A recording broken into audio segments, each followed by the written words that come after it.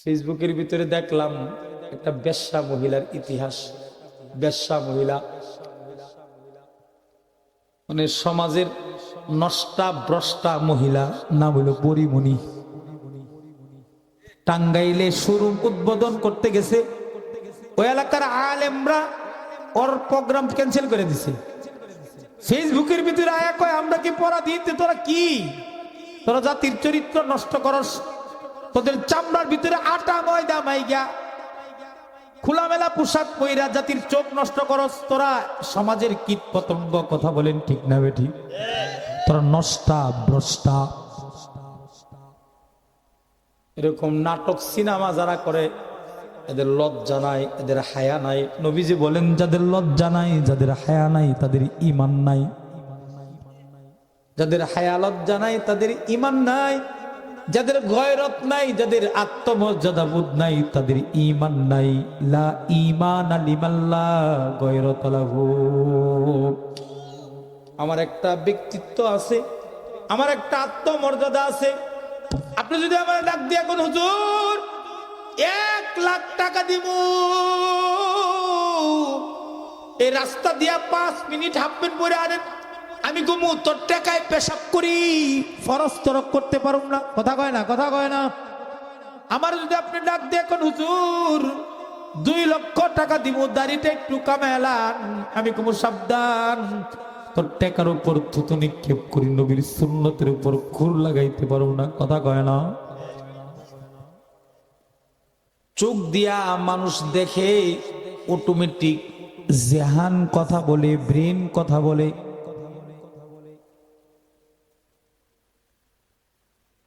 চোখ দিয়া দেখলাম এটা টিস্যু, অটোমেটিক ব্রেন বলে দেয় এটা একটা টিস্যু। কথা কন ঠিক কিনা?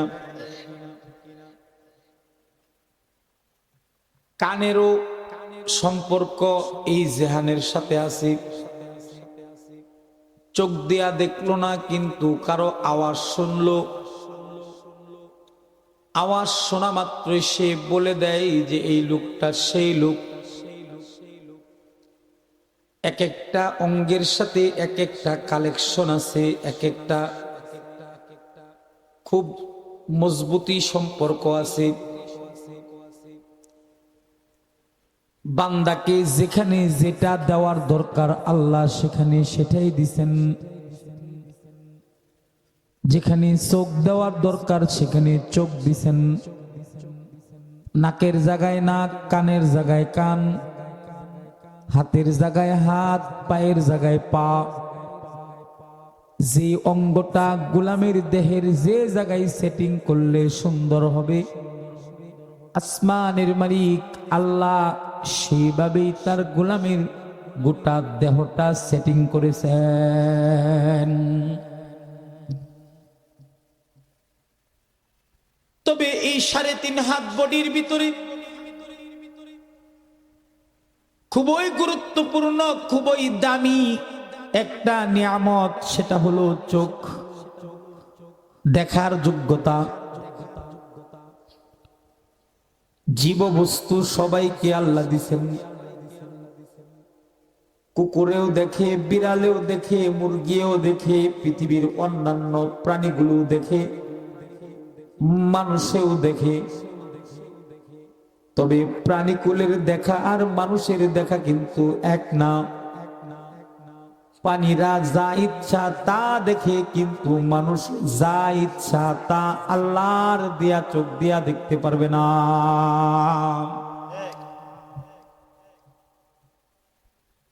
দাঁত থাকতে দাঁতের কদর নাই, চোখ থাকতে চোখের মূল্যায়ন নাই।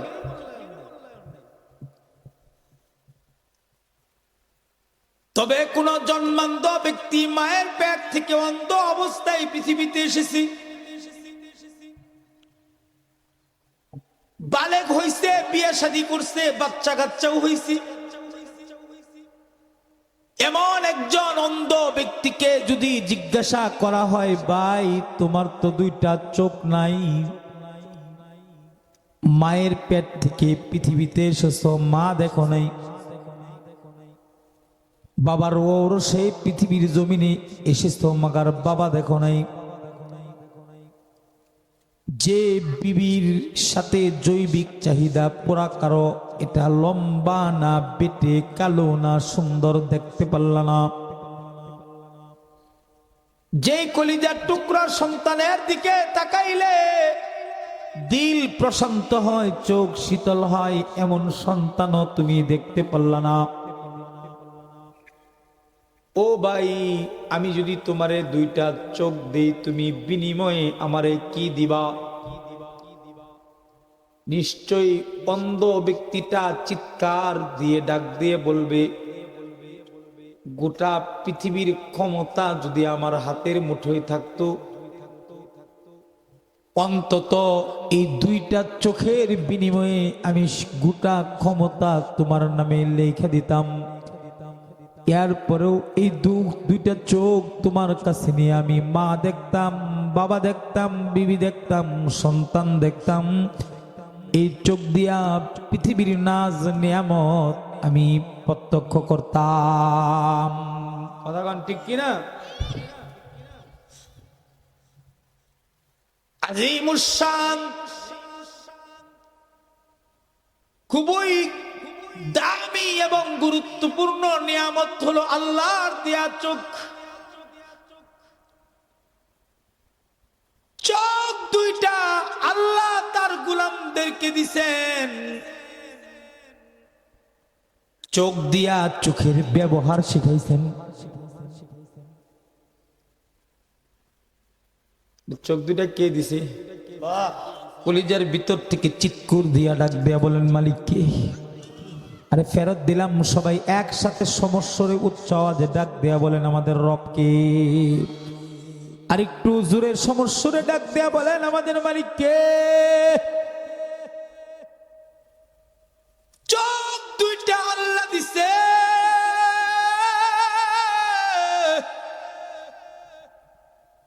এই চোখ দিয়া কি দেখা যাবে, কি দেখা যাবে না, কোন দিকে তাকাবে, কোন দিকে তাকাবে না, কি দেখবে, কি দেখবে না, এই ব্যাপারে আল্লাহ কোরআন শরীফের ভিতরে ফরমান জারি করেছে। চোখ দিয়া কি দেখবো, কি দেখবো না, এই ব্যাপারে রাসূল তার হাদিস শরীফের ভিতরে নির্দেশ জারি করেছে। এ কারণে আল্লাহর দেয়া চোখ দিয়া সব কিছু দেখা যায় না। কিছু জিনিস দেখলে আমল নামার ভিতরে নেক জমা হয়। আল্লাহর দেয়া চোখ দিয়া কিছু জিনিসের দিকে তাকাইলে আমল নামার ভিতরে নেকি জমা হয়। আবার কিছু জিনিসের দিকে তাকাইলে ইমানের নূর নষ্ট হয়, আমলের নূর নষ্ট হয়। যেমন দু জাহানের সরদার বলেছেন, এই মুহূর্তে রাত না দিন, এর ভিতরে সন্দেহ থাকতে পারে। আমার আপনার নবী একবার যে কথা বলেছে, এর ভিতরে সামান্য পরিমাণ সন্দেহের অবকাশ নাই। কথা কন। আগামীকালকে সূর্য উঠতেও পারে, না উঠতে পারে, এর ভিতরে সন্দেহ আছে। আমার আপনার নবী দুই ঠোঁটের মাঝখান দিয়া একবার যে কথা বলেছে, এটার ভিতরে কোনো সন্দেহ নাই। হাবিবে কিবরিয়া দুজাহানের সরদার বলেছেন, আল্লাহর দেয়া চোখ, এই চোখ দিয়া যদি কেউ আব্বা আম্মার চেহারার দিকে তাকায়, নিজের মা এবং নিজের বাবার চেহারার দিকে তাকায়, নবীজি বলেন, আমার ওই উম্মত, ওই আব্বা আম্মার সন্তানের আমল নামার ভিতরে আল্লাহ তাআলা কবুল হজের সব জমা করে দেয়। চামড়ার চোখ দিয়ে আব্বা আম্মা দেখলে পরে আমল নামার ভিতরে কবুল হজের সব হয়। কি কথা রে ভাই! কিন্তু খুবই আশ্চর্য কথা, এই সমাজের ভিতরে এখন আব্বা আম্মার কদর নাই। বউয়ের কদর আছে, শ্বশুর শাশুড়ির কদর আছে, মাগার বাপ মার কদর নাই, বাপ মার ইজ্জত নাই। সন্তানের কাছে এখন বাম্বার সম্মান নাই। জামাই কোনায় আছে কিনা জানি না, অন্যদিকের কথা কইতেছি। সন্তান এখন বাপ মার কদর ভুলে গেছে, বাপ মার সম্মান ভুলে গেছে।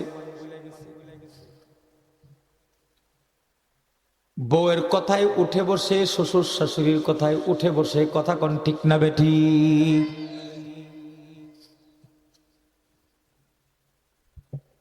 অথচ আল্লাহর নবীর ফরমান, পৃথিবীর কোন সন্তান যদি মা খুশি করতে পারে, বাবা খুশি করতে পারে, যদি মাকে রাজি করতে পারে, বাবাকে রাজি করতে পারে, আসমানের মালিক আল্লাহ এমন সন্তানের প্রতি রাজি খুশি হয়ে যায়। আর আস্তে সুবহানাল্লাহ কোন কবিরা কোন হইব, এরপরেও সুবহানাল্লাহ কয় না। নবীজির কথা এটা। পৃথিবীর কোন মা কোন বাবা যদি কোন সন্তানের প্রতি খুশি হয়ে যায়, সন্তুষ্ট হয়ে যায়, আল্লাহ তার প্রতি খুশি হয়ে যায়, সন্তুষ্ট হয়ে যায়। তবে পৃথিবীর কোন বাবা কোন মা যদি কোন সন্তানের প্রতি নারাজ হয়ে যায়, পৃথিবীর জমিনটা তার জন্য নরকে রূপান্তরিত হয়ে যায়। কোন মা কোন বাবা যদি কোন সন্তানের ব্যাপারে আহ শব্দ বলে ফেলায়, শব্দ বলে ফেলায়, তাহলে এই বাপ মার বদদোয়া সন্তানের জন্য কবুল হয়ে যায়। পৃথিবীতে এই সন্তানের জন্য পৃথিবীটা সংকীর্ণ হয়ে যায়, দরিদ্র হয়ে যায়, গরিব হয়ে যায়, বালা মুসিবত তারে আক্রায়া ধরে, অল্প বয়সে মৃত্যুবরণ করে, মৃত্যুর সময় বেঈমান হইয়া মৃত্যুবরণ করে। আর যদি কোনো মা কোনো বাবা যদি কোনো সন্তানের প্রতি খুশি হয়, কোনো সন্তানের প্রতি রাজি হয়, তাহলে এমন সন্তান দুনিয়াতে আর্থিক সচ্ছলতা পায়, সুখের জিন্দেগি পায়, মৃত্যুর সময় ইমানদার হইয়া আল্লাহর কবরে যায়। বাবা মার কদর সম্মান থেকে উঠে গেছে, আর মানুষের কপালের ভিতরে দুর্দশা নেমে আসছে। হাকিমুল উম্মত মুজাদ্দিদুল মিল্লাত শাহ আশরাফ আলী থানভী রাহমাতুল্লাহি আলাইহি ওনার কিতাবের ভিতরে একটা ঘটনা বর্ণনা করেছেন। 60 বৎসরের বৃদ্ধ পিতা আর 30 বৎসর বয়সের সন্তানের ঘটনা কিতাবে বর্ণনা করেছেন। মানুষ যখন বৃদ্ধ হয়ে যায় তখন তার চোখের দৃষ্টি দুর্বল হয়, কানে কম শুনে, কোমরে জোর থাকে না, লাঠি বর দিয়া হাঁটতে হয়, বিবেক শক্তি লোপ পাওয়া যায়। কথা বলেন ঠিক কিনা? কষ্ট হইতেছে না তো? গভীরভাবে খেয়াল করবেন। হাকিমুল উম্মত মুজাদ্দিদুল মিল্লাত শাহ আশরাফ আলী থানভী রাহমাতুল্লাহি আলাইহি উনি বলেন, বাবার বয়স 60 বৎসর, সন্তানের বয়স 30 বৎসর। এমন বাবা এমন সন্তান একসাথে বৈশা ছিল।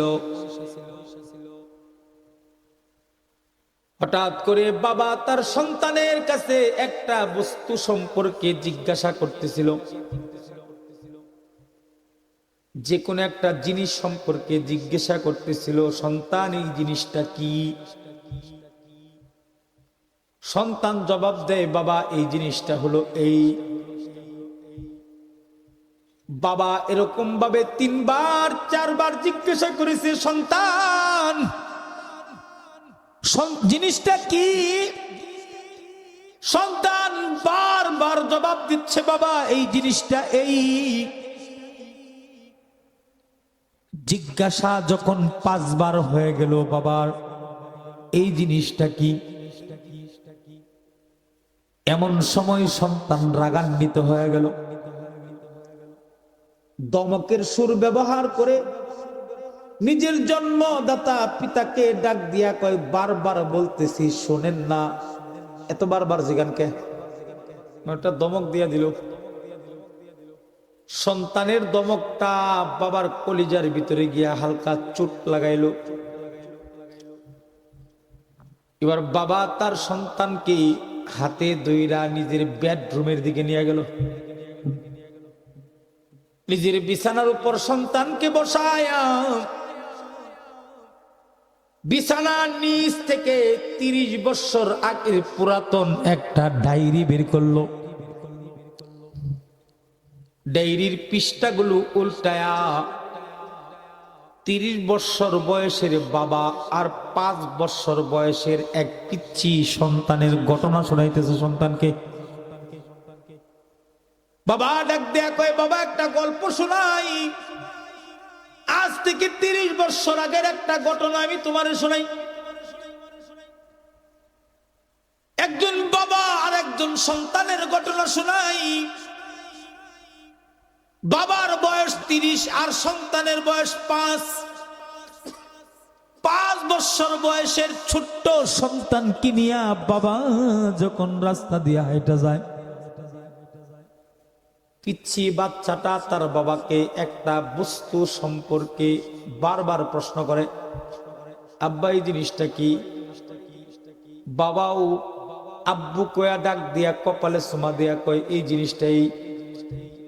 একবার নয়, দুইবার নয়, 41 বার 5 বছরের বাচ্চাটা তার 30 বছর বয়সের বাবাকে একটা বস্তু সম্পর্কে 41 বার প্রশ্ন করেছে। বাবাও 41 বার জবাব দিয়েছে, একবারের জন্য রাগ করে নাই, ধমক দেয় নাই। ঘটনাটা শোনানোর পরে বাবা তার সন্তানকে ডাক দেয়া কই, বাবা, বাবার চরিত্রে যে অভিনয় করেছিল 30 বছর বয়স সেই বাবা হইলাম আমি, আর 5 বছরের শিশুর বয়সে যে অভিনয় করেছিল সেটা হলো তুমি।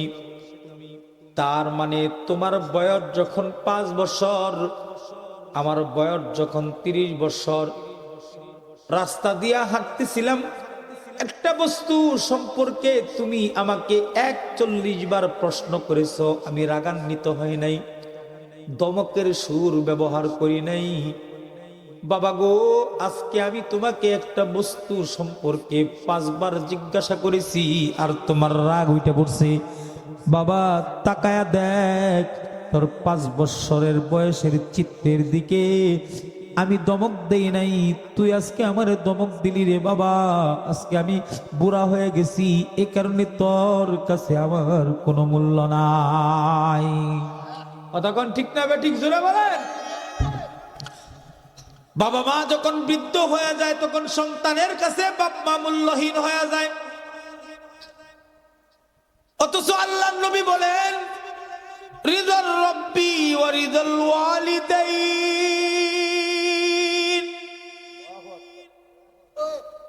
যে বাপ মা সন্তানের প্রতি খুশি, ওই সন্তানের প্রতি আসমানের মালিক আল্লাহও খুশি, আল্লাহও খুশি।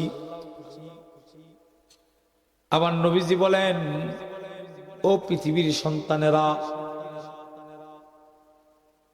তোদেরকে একটা সুসংবাদ শোনায়, সুসংবাদ, হুমা জান্নাতুকা ওয়া নারুকা, তোর মা হলো তোর জন্য জান্নাত, তোর বাবা হলো তোর জন্য জান্নাত, তোর মা হলো তোর জন্য জাহান্নাম, তোর বাবা হলো তোর জন্য জাহান্নাম। কথা বলেন ঠিক কিনা? নবীজির ফরমান। কিন্তু আজ কষ্ট হইতেছে ভাই, মোনাজাত করে দিব, আমার ওয়াজ করার শখ নাই, অসুস্থ শরীর, ওটাহুটি করবেন না কেউ। এ কারণে নবীজি বলেন, পৃথিবীর কোন সন্তান যদি আব্বা আম্মার চেহারার দিকে আল্লাহর চোখ দিয়ে তাকায়, কবুল হজের সব তার আমলনামায় জমা করা হয়। সুবহানাল্লাহ কোন না? সাহাবী এসে আল্লাহর নবীকে জিজ্ঞেস করে, ও গো আল্লাহর নবী, কেউ যদি বারবার তাকায়, নবীজি বলে আব্বা আম্মার চেহারার দিকে যতবার তাকাইবা ততবার কবুল হজের সব জমা দেওয়া হবে। আল্লাহর চোখ দিয়া কেউ যদি আলেম ওলামার চেহারার দিকে তাকায়, আলেম ওলামার চেহারার দিকে, কথা বুঝছেন, চোখ আল্লাহ দিছে, এই চোখ দিয়া কেউ যদি আলেম ওলামার চেহারার দিকে তাকায় তাহলে তার সগীরা গুনাহগুলো জইরা পড়া যায়। আলেমদের চেহারার দিকে তাকাইলে সগীরা গুনাহ জইরা পড়া যায়, আর নেতার চেহারার দিকে তাকাইলে গুনাহ হয় গুনাহ। কেমনে? সফান সফান বুড়া হয়ে গেছে গা, কবর একটা ঠেক গেছে গা, তারপরে দাড়ি কাটা ছাড়ে না। হ্যাঁ, নেতা আছে না নাই? পাতি নেতা রে, আসল নেতা আলেমরা। দুনিয়াতেও নেতা, আখিরাতেও নেতা। দুনিয়ার নেতাদের সামনে মানুষ সম্মান করে, আড়ালে গিয়ে পেশাব করে। দুনিয়ার নেতাদের সামনে প্রশংসা করে, আড়ালে গিয়ে কুকুরের বাচ্চা কয়া গালি দেয়। আর আলেমদেরকে মানুষ শ্রদ্ধা করে সামনে দাঁড় করায় দেয়, হুজুর নামাজ পড়ান, আপনার পিছনে আমরা আছি। আলেমরা দুনিয়াতেও নেতা, আখিরাতেও নেতা। আর দুনিয়ার পাতি নেতা, খেতা নেতা যারা আছে, এইটা নেতার কোনো দাম নাই, কিছুদিন পরে এই নেতা মিজে ভোগা। কথা কয় না? আরে আলেমরা মারা গেলেও নেতৃত্ব দেয়। আল্লামা শাহ আহমদ শফি নাই, তার নাম আছে না নাই? নাস্তিক মুরতাদরাও মারা যায়, আলেমরাও মারা যায়। আলেমদের জানাজায় লক্ষ লক্ষ লোকের সমাগম হয়, ফেরেশতা জিন্নাতের সমাগম হয়। আর পাতি নেতারা মারা গেলে টাকটুন নিচে প্যান্ট পরা, দাড়ি চাচন্না লোক দিয়া খারয়, ঈদের নামাজ না জানাজার নামাজ পড়বে, এটাও বুঝে না। আরে কথা বলে না কেন? তো নেতার দাম বেশি না আলেমের দাম বেশি? দুনিয়ার কিছু পাগল লুবি লোক আছে, এক কাপ চার কয়টা টাকা নেতার কাছ থেকে খাওয়ার জন্য নেতার পিছনে দৌড়ায়। আর এই সমাজের ভিতরে লক্ষ লক্ষ মানুষ আছে যারা আল্লাহ পাওয়ার জন্য আলেমের পিছনে দৌড়ায়, আলেমের পিছনে দৌড়ায়। কথা কোন ঠিক কিনা জুড়ে বলেন? আলেমের চেহারার দিকে তাকাইলে সগীরা গুনাহ মাফ হয়ে যায়। আলেম কে? আলেমের দাম, আলেমের সম্মান আল্লাহ নিজে দিছেন, নবীজি নিজে দান করেছেন। আলেমরা মরে না, তারা জাতির কাছে অমর হইয়া থাকে। আলেমের নাম জাতির সিনার ভিতরে স্বর্ণাক্ষরে লেখা থাকে। আলেম সমাজে আছে বলেই আজকে মানুষের মনুষ্যত্ব আছে। আলেম আছে বলেই মানুষ এখনো ভদ্র, মানুষ এখনো শিক্ষিত। সমাজের ভিতরে আলেম যদি না থাকতো, হালাল হারাম বুঝতো না, পাক না পাক বুঝতো না, ইসলাম কি জিনিস বুঝতো না, নামাজ রোজা বুঝতো না, ইসলামের তাহজিব তামাদ্দুন বুঝতো না। আলেম না থাকলে মানুষ আর কুকুরের ভিতরে কোনো পার্থক্য থাকতো না। কুকুর নাপাক খায়, মানুষও নাপাক খায়, তাহলে কুকুর আর মানুষের ভিতরে কোনো পার্থক্য আছে? আরে কথা কয় না কেন? কুকুরে পায়খানা খায়, মানুষের সুদ খায়, সুদখোর আর কুকুরের ভিতরে কোনো পার্থক্য নাই। কথা কন? কথা বুঝতেছেন তো নাকি?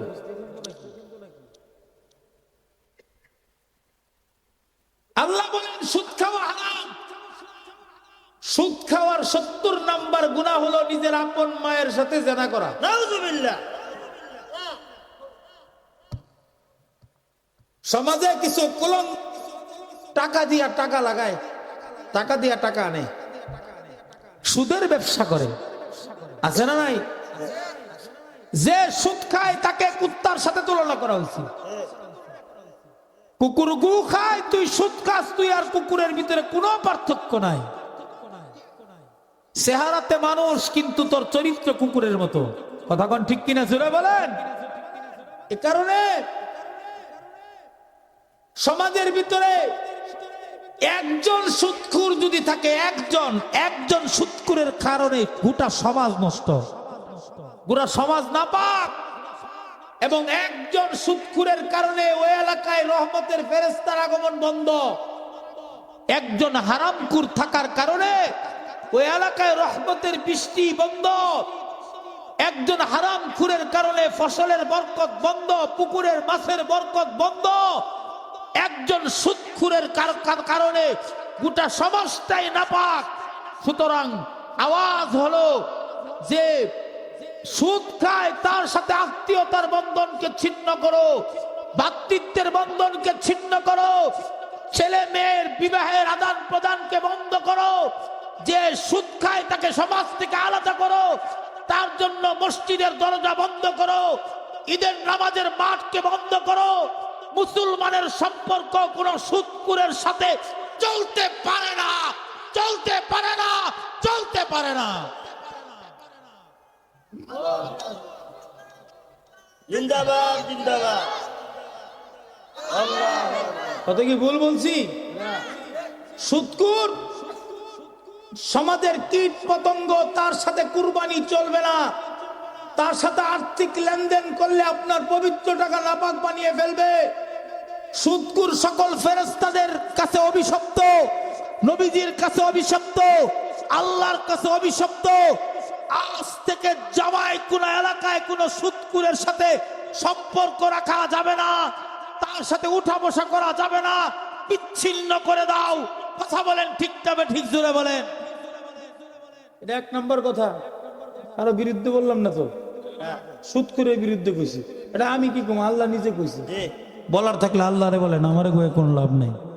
আপনার শরীরে যদি লাগে তাহলে বুঝতে হবে আপনি সুদখোর। আপনার যদি চামড়ায় এটা লাইগা যায়, হিট লাইগা যায়, তাহলে বুঝতে হবে আপনি এই দিলের লোক। কথা কন ঠিক কিনা জোরে কন। সুতরাং এরকম নিকৃষ্ট ব্যক্তি, খবর নিয়ে দেখেন ঘরের ভিতরে যারা সুদের সাথে সম্পর্ক, আগুন, অশান্তির আগুন দাও দাও করে ঘরের ভিতরে জ্বলতেছে। জামাই বয়ে মিল নাই, পোলাপানে কথা শোনে না, মানে একদিক দিয়ে সুদের টাকা না, আরেক দিক দিয়ে ডায়াবেটিসের ডাক্তাররা দেয়। কথা কন ঠিক কিনা জোরে কন। দিন আনে দিন খায়, হালাল উপার্জন করে, ডায়াবেটিসে তারে ধরে না, বড় কোন রোগে তারে ধরে না। দুনিয়াটা ছোটখাটো জান্নাতের মতো উপভোগ করে। আর যারা সুদখোর, সমাজের মানুষ তারে ঘৃণা করে, পৃথিবীর প্রত্যেকটা কুল মাখলুকাত তারে ঘৃণা করে, তাকে বদদুয়া দেয়, ফেরেশতারা তাকে বদদুয়া দেয়, নবীজি তাকে বদদুয়া দিয়ে গেছে, আল্লাহ নিজে তারে বদদুয়া দিয়ে গেছে। কথা কোন ঠিক কিনা?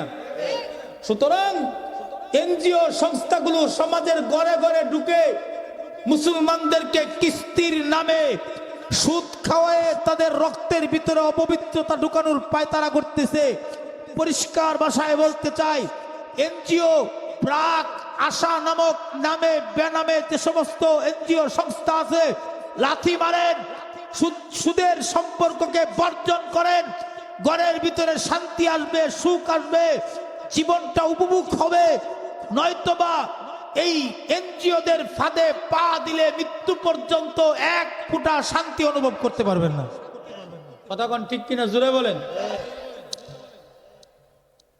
মুহতারাম হাজিরিন, আলেম আছে বলে মানুষ পাক না পাক চিনে, হালাল হারাম চিনে। মুসলমানের কিছু সন্তান আছে, নাম দিছে মুসলমান, সমাজে চলাফেরা করে হাফ প্যান্ট পরে আছে না নাই? যুবকদের ভিতরে এটা বেশি পাওয়া যায়। মাসালা হলো নবীর উপর থেকে হাঁটুর নিচ পর্যন্ত ডাইকা রাখা ফরজ। পুরুষের জন্য নবীর উপর থেকে হাঁটুর নিচ পর্যন্ত ডাইকা রাখা ফরজ।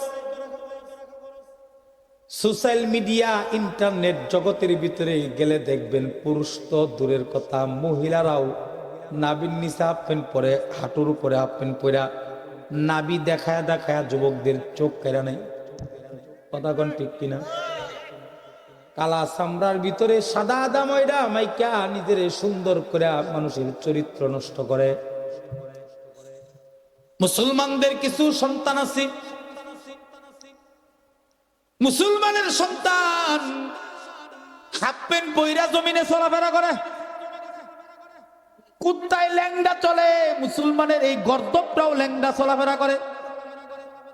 আমি বলবার চাই, নাবির নিচে আর হাঁটুর উপরে হাফ প্যান্ট পরছস, এটা পয়লা লাভ কি রে? খুললা গুললেই তো ভালো, কথা কয় ঠিক কিনা? মানে এমন পোশাক পরা আর খুইল্লা গোড়া কি কথা? কোন মুসলমানের সন্তান হাফ প্যান্ট পরে আর চলাফেরা করতে পারে না, কথা কন ঠিক কিনা? ও বাবারা, তোমরা গ্রামের মানুষ, এখন ধান লাগানোর সিজন চলতেছে, লুঙ্গি একটা পরছো, লিঙ্গি একটা মারছো, হাঁটুর উপরে লুঙ্গিটা উড়াইয়া তুমি ক্ষেত লাগাইতেছো, তোমার কি মরার ভয় নাই? তুমি কি জানো না ফরজ তরক করার গুনাহ করতেছো? 14ই ফেব্রুয়ারি পহেলা বৈশাখের নামে কোন মুসলমানের সন্তান অবৈধ পরনারীর হাত ধরে ধরে রাস্তায় চইরা তাদের জৈবিক চাহিদা নষ্ট করতে পারে না। কুকুরে যার সাথে তার সাথে জৈবিক চাহিদা পুরা করে, তুমিও যদি তার সাথে তোমার জৈবিক চাহিদা পুরা করো, তাহলে যাই না রাইকো, তুমি কুত্তার চাইতেও নিকৃষ্ট। জোরে বলেন ঠিক না বেটি? আলেম আছে, এই কারণে হালাল হারাম গুলো আমরা চিনি বুঝি, কথা কোন ঠিক কিনা? আলেম যদি না থাকতো, হালাল হারাম চিনতাম না, হালাল হারাম বুঝতাম না, ইসলাম বুঝতাম না, ইসলামের তাহজিব তামাদ্দুন বুঝতাম না, দুনিয়া ধ্বংস হইতো, আমরাও ধ্বংস হইতাম। আলেম আছে বলেই আজও পর্যন্ত দুনিয়া ঠিক আছে। আলেমের সাথে যারা বেয়াদবি করবে, আলেমের সাথে যারা আঙ্গুল তুলবে, আলেমের সাথে যারা চোখ রাঙিয়ে কথা বলবে, আলেমের সাথে চিৎকার করে করে কথা বলবে, আলেমকে যারা পাত্তা দিবে না, আলেমকে তার মতো সাধারণ ব্যক্তি যদি কেউ মনে করে, তাহলে জানা রাখেন এর মৃত্যুর সময় মুখ বাঁকা হইয়া বেঈমান হইয়া তার মৃত্যুবরণ করতে হবে। আরেকটা মুড়া একটা কথা কই, একটা কঠিন একটা কথা কমে,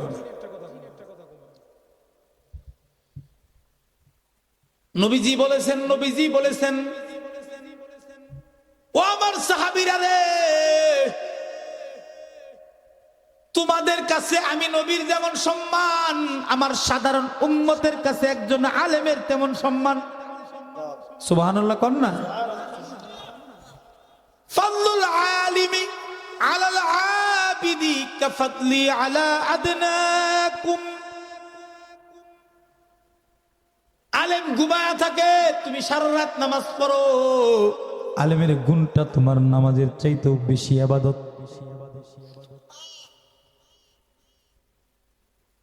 এই কারণে আলেমের সাথে বেয়াদবি করা যায় না, আলেমের সাথে খারাপ আচরণ করা যায় না, আলেমকে বিনা অপরাধে জেলখানায় ঢুকানো যায় না, রিমান্ডে নিয়ে মিথ্যা মামলা দিয়ে নির্যাতন করা যায় না। যদি কেউ করে, ফেরাউনের অবস্থা যেমন, নমরুদের অবস্থা যেমন, এই সমস্ত কুলাঙ্গারদের অবস্থাও তেমন হবে। কথা বলেন ঠিক কিনা?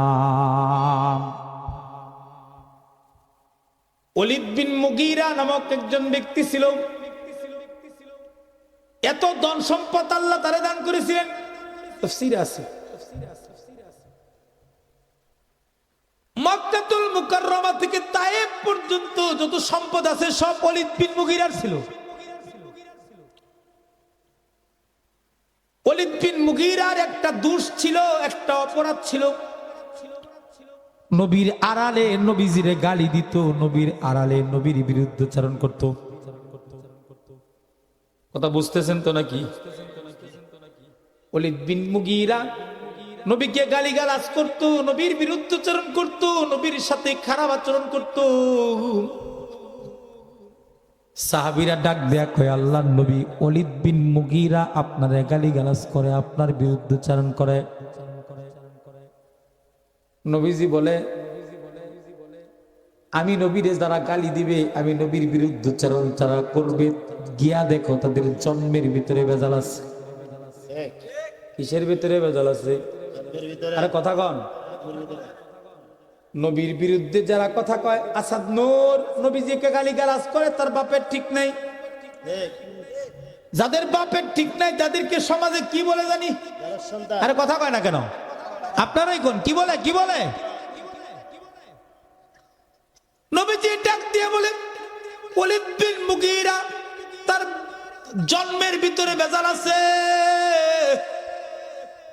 সাহাবী ডাক দিয়া বলে ওয়ালিদ বিন মুগীরা রাহমাতুল লিল আলামিন কে গালিগালাজ করো, তোমার জন্মের ভিতরে ভেজাল আছে, মারে গিয়া জিগাও। ওয়ালিদ বিন মুগীরা বাড়িতে গেছে, তাফসীরের কিতাবের ভিতরে বানায়া কথা কইতেছি না, তাফসীর থেকে বলতেছি। বাড়িতে গেছে, বাড়িতে যাওয়ার পরে তার মারে ডাক দেয়া কই, মা একটা সত্য কথা বলবা। কি সত্য কথা? সত্যি করে বলো তো আমার বাবা কি, সত্যি করে বলো আমার বাবা কি। সমাজে যার বাবার পরিচয় নাই তার থেকে নিকৃষ্ট মানুষ আর কেউ নাই। সমাজের মানুষ তারে মূল্য দেয় না, সম্মান করে না, তারে টুকায়ের মতো মনে করে। কথা বলেন ঠিক কিনা? যার বাবা আছে, যার বংশ ভালো, বাবার সম্মান যার আছে, বাবার ওর সে যার জন্ম হয়েছে, সমাজে তার মূল্যায়ন আছে। ওয়ালিদ বিন মুগীরা তার মাকে ডাক দিয়া বলে, মাগো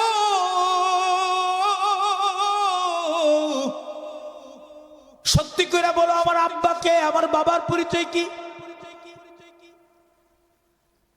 তুমি যদি না বলো মা, আজকে তোমার খবর আছে। ওয়ালিদ বিন মুগীরার মা ওয়ালিদ বিন মুগীরাকে ডাক দেয়া কয়, ওরে ওয়ালিদ, তোমার বাবার পুরুষত্ব ছিল না, বাড়ির দারোয়ানের সাথে রাত্রি যাপন করেছি, ওইখান থেকে তোমার জন্ম হয়েছে। নবীর কথা ঠিক না বেঠি? জন্মের ভিতরে ভেজাল। যারা নবীর বিরুদ্ধচারণ করে, নবীকে যারা গালিগালাজ করে, তাদের জন্মের ভিতরে ভেজাল। কিয়ামত পর্যন্ত হক্কানি রব্বানি আল্লাহ ওয়ালা আলেমদের বিরুদ্ধচারণ যারা করবে, আলেমদেরকে যারা গালি দিবে, তাদেরও জন্মের ভিতরে ভেজাল। জোরে বলেন ঠিক কিনা? জোরে বলেন।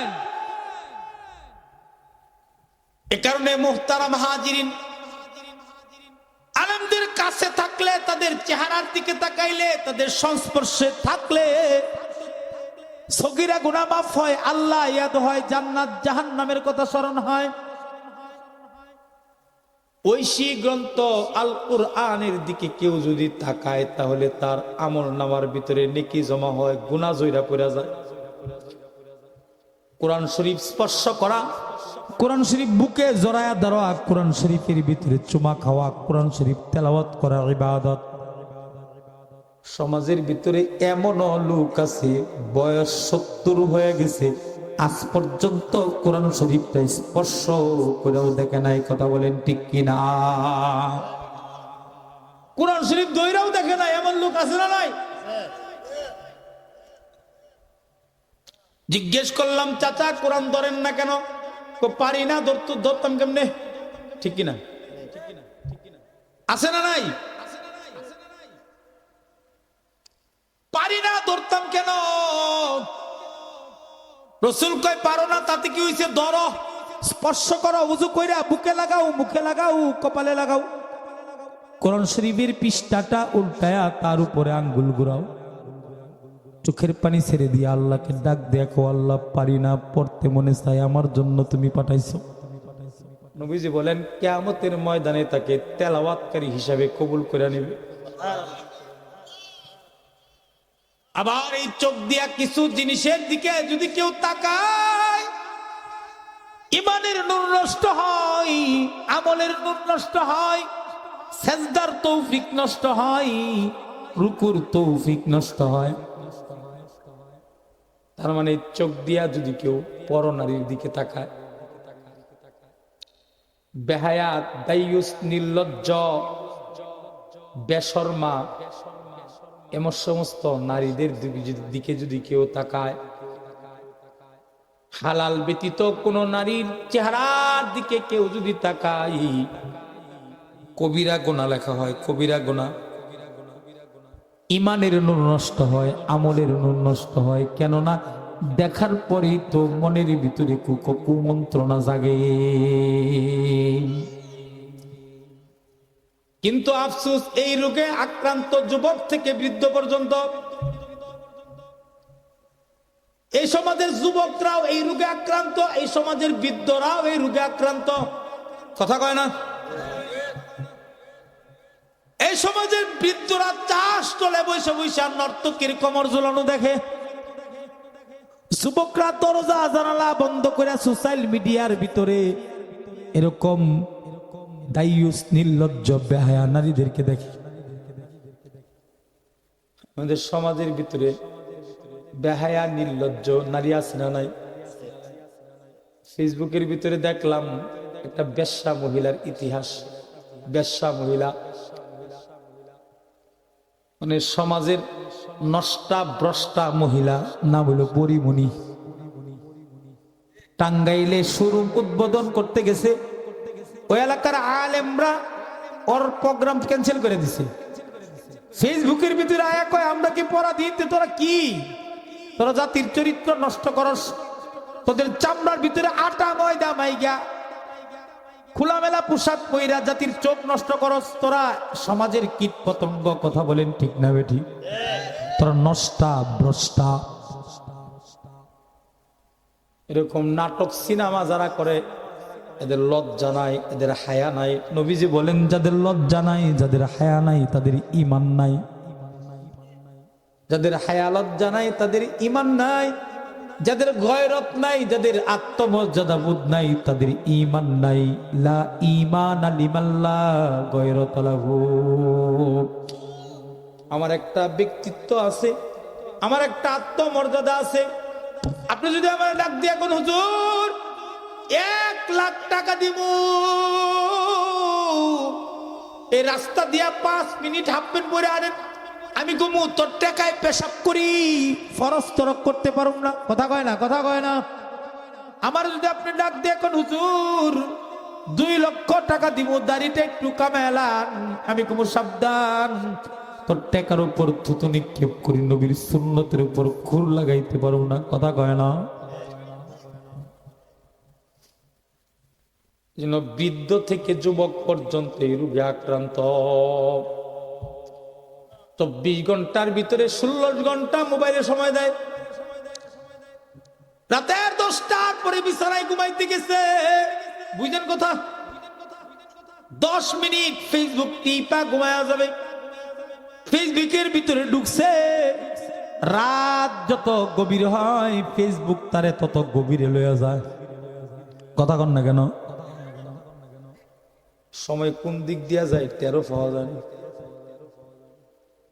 পড়তে বসায় দেন ঘুমায় যাব, কোনো কাজে দেন ঘুমায় যাব, কিন্তু মোবাইল টিপতেছে রাত 3টা পর্যন্ত, সময় কোন দিক দিয়া যাইতেছে টেরও পায় না। রাতের 3টা যখন বাইজা যায় মোবাইলের চার্জ শেষ হয়ে যায়। রাতের 3টা পর্যন্ত মোবাইলে কি দেখছে? ওয়াজ দেখছে, তেলাওয়াত দেখছে। কি দেখছে? বলে রাতের 3টা পর্যন্ত মোবাইলে নিশ্চয়ই উলঙ্গ ফুলঙ্গ নারীদের কোমর ঝুলানো দেখছে।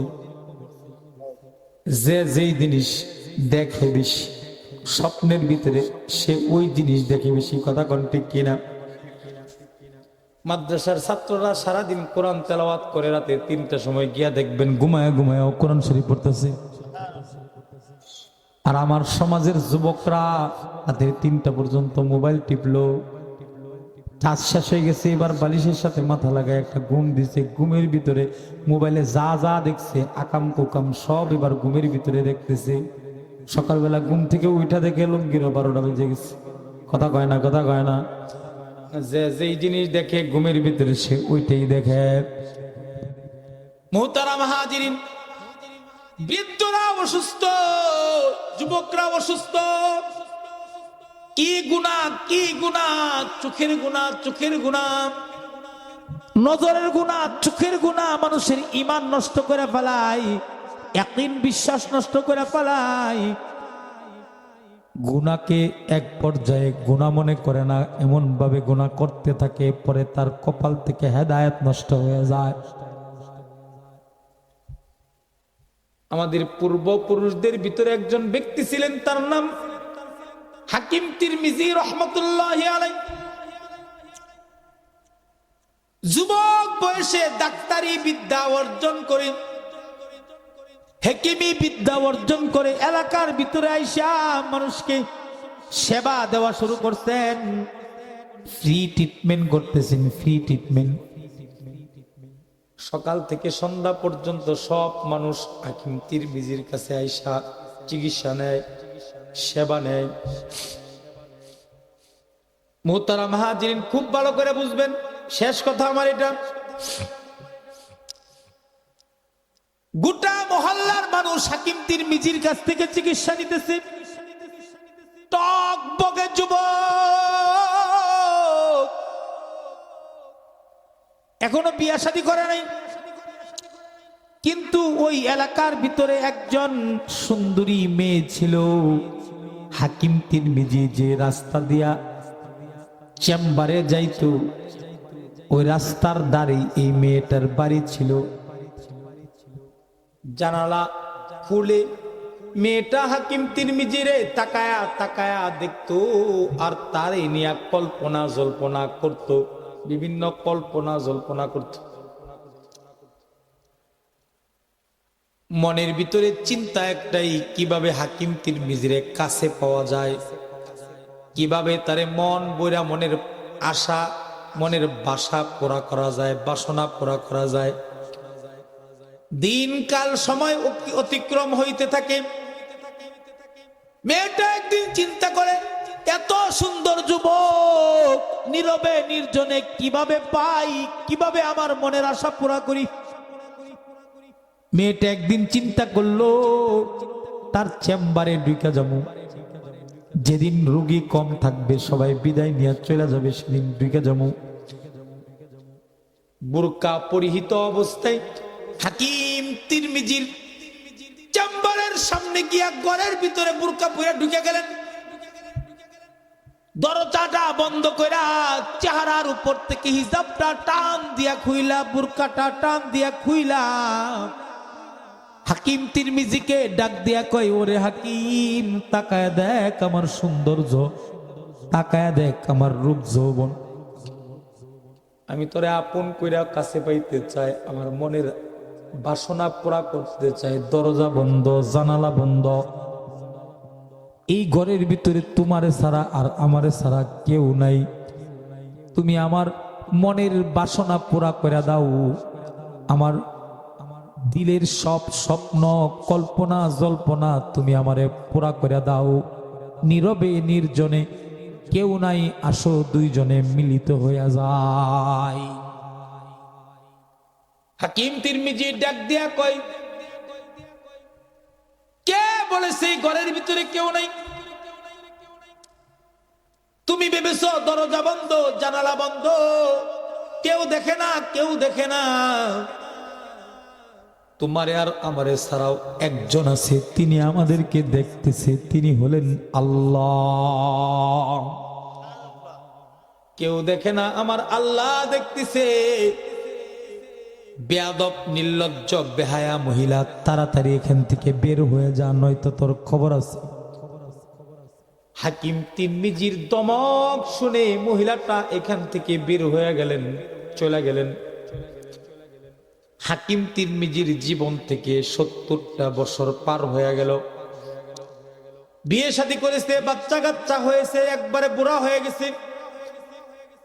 70 বছর বয়সে হাকিম তিরমিজি কিবলার দিকে বৈশা উযু করতেছেন, সুন্নত তরিকায় উযু করতেছেন। উযু চলাকালীন অবস্থায় হাকিম তিরমিজি একটা চিন্তা শুরু করে দিলেন।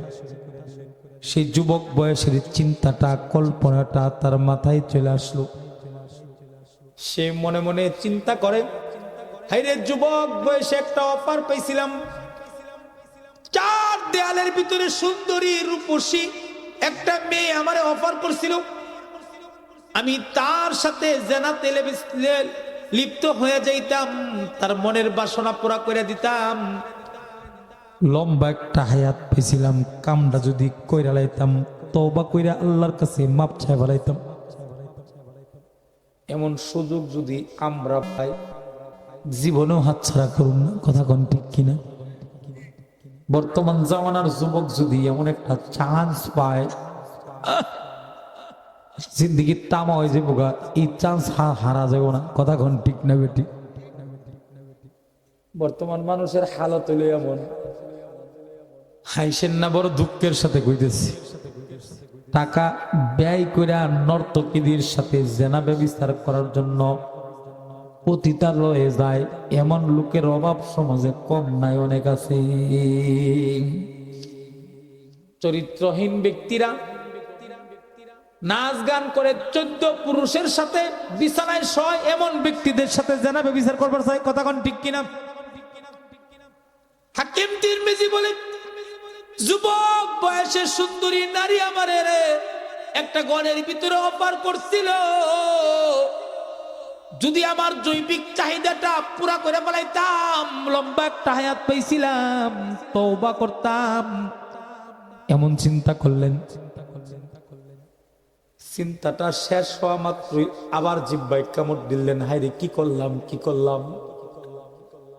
যেই কাম যুবক বয়সে করি নাই, ওই কাম বৃদ্ধ বয়সে করলাম।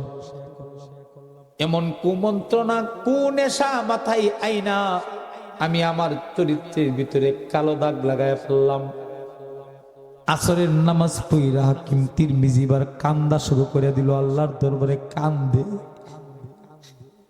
তুমিও কান্দো না, আমিও কান্দি না, গুনার জন্য মাওলার দরবারে কান্দি না। হাকিম তিরমিজি কান্নার শুরু করে দিছেন, ঝর্ণার মতো চোখ থেকে ঝরঝর করে পানিগুলো জমিনে পড়তেছে, ঘাল ভিজা যায়, দাড়ি ভিজা যায়। মাগরিবের নামাজের পরেও কাঁদতেছেন, এশারের নামাজ পড়েও আবার আল্লাহকে ডাক দিয়া বলতেছে, আল্লাহ, যখন শক্তি সামর্থ্য ছিল, যৌবন ছিল, যখন সেই কাজ করি নাই, বৃদ্ধ বয়সে আইসা শক্তি সামর্থ্য যৌবন সব নষ্ট হয়ে গেছে, এরপরেও এমন কুমন্ত্রণা করেছি, কুচিন্তা ভাবনা করেছি, মাফ করে দাও, মাফ করে দাও। কানতে কানতে বিছানার ভিতরে হাকিম তিরমিজি ঘুমায়া গেলেন। মধ্যরাত্রি ঘনিয়ে গেল। ঘুমের ভিতরে মদিনার মরুদুলাল মুহাম্মদুর রাসূলুল্লাহ সাল্লাল্লাহু আলাইহি ওয়াসাল্লাম আয়েশা হাকিম তিরমিজিকে ডাক দেয় আর কয়রে, হাকিম, যুবক বয়সে যৌবন থাকা অবস্থায় যেই কাজটা করস নাই, বৃদ্ধ বয়সে আইসা এমন কল্পনা করেছস, আর যে পরিমাণে চোখের পানি ছেড়েছস, কান্নাকাটি করেছস, তোর কান্না আল্লাহ এত পছন্দ করেছে, আল্লাহ তাআলা তোর জিন্দিগির সব গুনাহ খাতা মাফ করে তোকে জান্নাতি বান্দা হিসাবে ঘোষণা করে দিছে। হাকিমুল উম্মত মুজাদ্দিদুল মিল্লাত শাহ আশরাফ আলী থানভী রাহমাতুল্লাহি আলাইহি বলেন, এই জামানায় কোন যুবক, কোন বৃদ্ধ যদি পরনারী থেকে চোখটাকে একটাবার ফিরায় রাখে, হাকিমুল উম্মত বলেন 10,000 রাকাত তাহাজ্জুদের সওয়াব তার আমলনামায় জমা করা হয়। আল্লাহ কোরআনে বলেছেন, কুল্লিল মুমিনিনা ইয়াগুদ্দু, কুল্লিল মুমিনিনা ইয়াগুদ্দু মিন আবসারিহিম ওয়া ইয়াহফাযু ফুরুজাহুম যালিকা আযকা লাহুম ইন্নাল্লাহা খাবীরুম ইন্নাল্লাহা খাবীরুম বিমা ইয়াসনাউন। আল্লাহু আকবার। আল্লাহ বলেন, বন্ধু, তারা যেন তাদের দৃষ্টিকে নিচের দিকে রাখে, লজ্জাস্থানকে হেফাজত করে। আল্লাহর ঘোষণা, দৃষ্টি নিচের দিকে রাখে, লজ্জাস্থানকে হেফাজত করে। আবার আল্লাহ তার বন্ধুকে ডাক দিয়া বলেন, বন্ধু, আপনার উম্মতের মহিলাদেরকেও জানায়া দেন, উল্লিল মুমিনাতি ইয়াগুদুনা মিন আবসারিহিন্না ওয়া ইয়াহফাজনা ফুরুজাহুন্না। ও আমার উম্মতের মহিলারা, তোমরা তোমাদের দৃষ্টিকে নিচের দিকে রাখো, লজ্জাস্থানকে হেফাজত করো। কেউ যদি দৃষ্টি হেফাজত করতে পারে, লজ্জাস্থানকে হেফাজত করতে পারে, তাহলে এই জামানায় সে সবচাইতে বড় আল্লাহর ওলিতেই রূপান্তরিত হয়ে যাবে। আল্লাহর নবী বলেন, ও উম্মত আমার, তোমরা যদি আমাকে 6 জিনিসের গ্যারান্টি দিতে পারো। কয় জিনিস? তোমরা যদি আমাকে 6 জিনিসের গ্যারান্টি দিতে পারো, আমি নবী তোমাদেরকে জান্নাতের গ্যারান্টি দিব। 6 জিনিসের নিশ্চয়তা দিবা, আমি নবী তোমাদেরকে জান্নাতের গ্যারান্টি দিব। ইজমানুলি সিত্তাম মিন আনফুসিকুম আজমানু লাকুমুল জান্নাহ। মাত্র 6 কাজ যদি করতে পারো, জান্নাত তোমাদের জন্য নিশ্চিত। কয় কাজ জোরে বলেন? 1 নাম্বার, উসদুকু ইযা হাদাসতুম। কথা বলবা তো সত্য কথা বলবা, মিছা কথা কইতে পারবা না। মুসলমান ফাঁসির কষ্টে দাঁড়িয়েও মিথ্যা কথা বলতে পারে না। কথা কোন ঠিক কিনা? উসদুকু ইযা হাদাসতুম, সত্য কথা বলবা, কেননা মিথ্যা সকল গুনার মা। 10,000 টাকার দরকার? কয় হাজার টাকা আমার দরকার? আমি আপনার কাছে গেছি, ভাই 10,000 টাকা কর্জ দেন, শনিবারের দিন বিকালে সন্ধ্যার আগে দিয়ে দিব। 10,000 লয়ে গেছে, কত শনিবার আইলো গেল, তার ছায়াও খুঁজে পাওয়া যায় না। আপনাদের সমাজে এমন লোক আছে না নাই? হ্যাঁ, দোকানে বাকি খাইছে, 5,000 টাকা হয়ে গেছে গা, টেহা তো আর দিতে পারে না। এখানে দোকানের সামনে দিয়েও যায়, খেলেই তো টাকা চাইবে করে দেন। নবীজি বলেন 6 জিনিসের গ্যারান্টি দাও, জান্নাতের গ্যারান্টি দিব। উসদুকু ইযা হাদাসতুম, সত্য কথা কইবা। ওয়া আউফু ইযা ওয়াআদতুম, ওয়াদা দিয়ে ওয়াদা ভঙ্গ করবে না। ওয়া আদু ইযা তুমিনতুম, আমানতের খেয়ানত করবে না। ওয়াহফাজু ফুরুজাকুম, লজ্জাস্থানের হেফাজত করবা। অগুদ্দু আবসারাকুম, দৃষ্টি নিচের দিকে রাখবা। অকুফু আইদিয়াকুম, 2 দিনের ক্ষমতা পায়া তোমার অধীনস্থদের উপর হাত দিয়া আক্রমণ চালাইবা না। এই 6 কাজ যদি তোমরা করতে পারো, আজমানুলাকুমুল জান্নাহ, নবীজি বলেন জান্নাত 7 কাউলা লেখা দিয়া দিলাম। সুবহানাল্লাহ। রাজি আছি তো ইনশাআল্লাহ? আল্লাহ কবুল করো, জোরে বলেন আমিন।